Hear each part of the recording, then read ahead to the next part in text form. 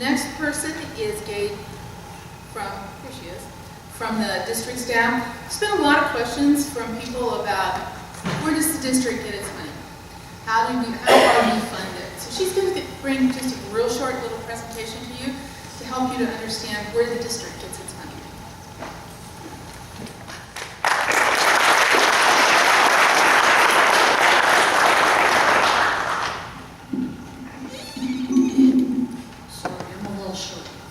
Thank you for being here for this. I'd like to tell you about how we originally were funded and then move on. When I first started 12 years ago, the funding that we received for both the capital improvement programs and for the overhead was all funded by the master plan developer. As soon as the first houses were built and the very first set of tax bills that were sent out, we were no longer funded by the master plan developer. We were funded by special taxes and ad valorem tax. The ad valorem tax is what you pay under Prop 13, which is approximately 1% of the value of the purchase price of your home. And the purchase price that's on the assessor's records can go up between 2 and 3% per year if it is warranted. But for the most part, you don't see very much increase. So that 1% or whatever you paid is called the ad valorem tax. The balance of our funding comes from a variety of sources. And you see up here on the revenue overview that we have developer-related charges for services, which are 30% of our budget. Those funds are restricted to simply whatever the developer needs in the way of help from us. We provide the services and they reimburse us, so we really don't have a revenue per se that we can expend on anything except what it takes to keep the developers going so that they can keep building the community. The next area is utility services. It is 29% of our total revenues for the year, and this particular chart is based on the anticipated revenues for the coming year. It was budgeted for years 13-14. 29% is utility services, and we cannot use those for anything but utility services. So again, it cannot be used for anything to keep the community going in any fun things, in any streets and road maintenance, or anything like that. The next item coming around the chart is permits for fees and services, charges for services. When you decide you want to add a patio to your home or a swimming pool or anything like that, we charge a permit fee. And we charge permit fees for trucks, big trucks that need to come through on the main arterials and have to get a permit. They have to pay a permit. But as you can see, that's only 1% of our total budget. Property tax, which is the ad valorem tax, is only 8%. So when you pay your property tax bill and you get the itemized list, and the very top item says your Proposition 13 ad valorem tax, it is only 8% of the MHCSD total budget. The majority of our revenue comes from the special taxes. The special taxes are 30% of the total revenue that the CSD receives, or in this case, we're budgeting for.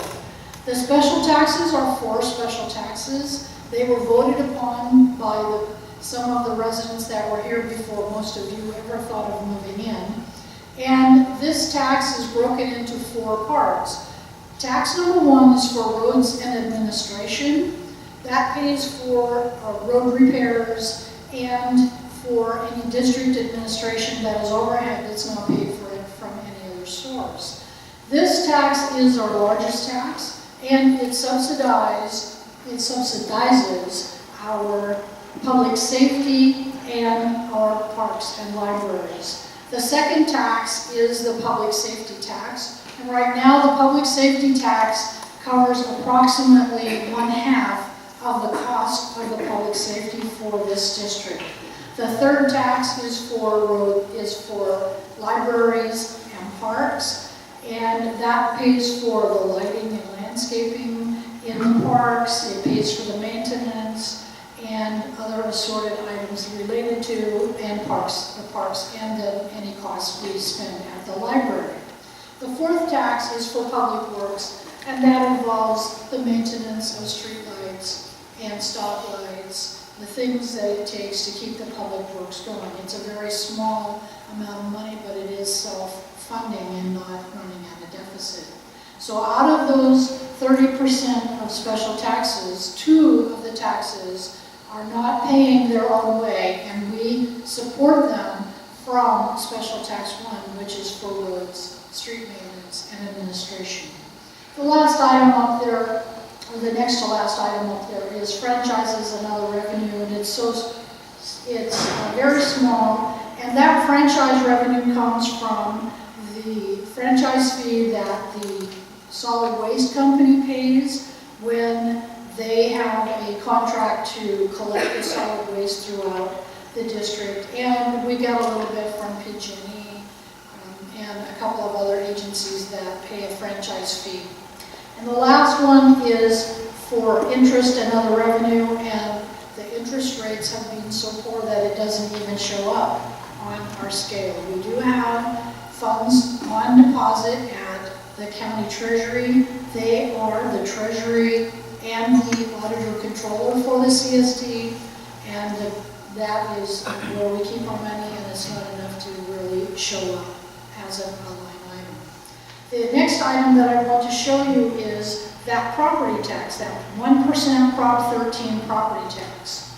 The CSD, for every dollar that you pay on the 1% property tax, the Mountain House CSD gets 15.69%.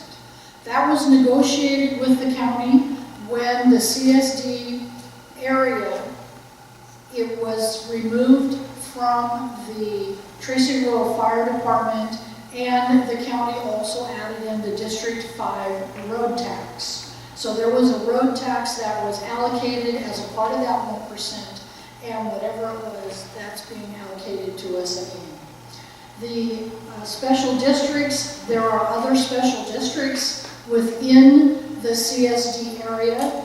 We are in what's called the tax rate area, and the TRA has other special districts, one of which is the Tracy Rural Fire District, but we don't pay anything. We don't pay anything for that. But there are some mosquito abatement and things like that that are covered.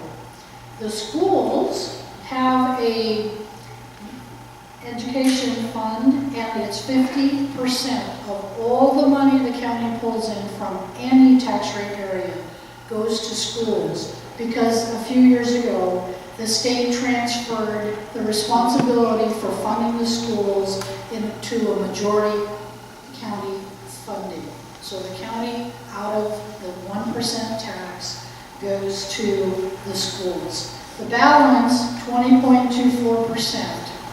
And your representative for the county here was telling you that now the state wants to take even more, which means that county general fund amount will decrease if the state takes back some of the funds that Scott was talking about. That 20% could decline, and there could be a new sliver there going to the state. So from every dollar that you contribute, you can see that the schools receive 50%, the county general fund gets 20%, Mountain House gets 15.69%, and the other little special districts that are within this area receive 13.72. So that is how we are funded. What you don't see up there is you don't see any sales tax, you don't see anything for the value of your automobile tax. That's all going to other sources, and you don't see the sales tax, on which, even if we had a huge big box store that generated thousands and hundreds of thousands of dollars of revenue, it would not come to the CSD. So if you have any questions after the end of the meeting, I will be at the table over here, and I will be happy to answer those questions.